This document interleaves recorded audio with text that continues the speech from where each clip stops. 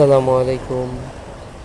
এই যে আমার ছেলে অপূর্ব, তার জন্যে একটা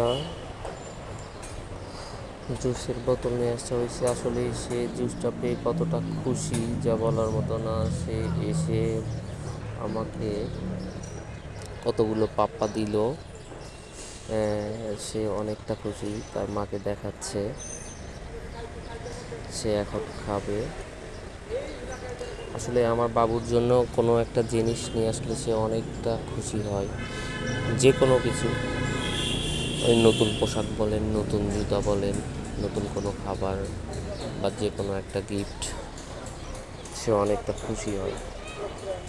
আর যে ওকে কোনো একটা জিনিস দিবে তাকে ধন্যবাদ দিবে, কিছু পাপ্পা দিবে। আসলেই সে কতটা খুশি দেখছেন। সে আবার আমাকেও খেতে বলতেছে। হ্যাঁ, আমি খাইলাম দেখে সে খুশি হয়ে গেল।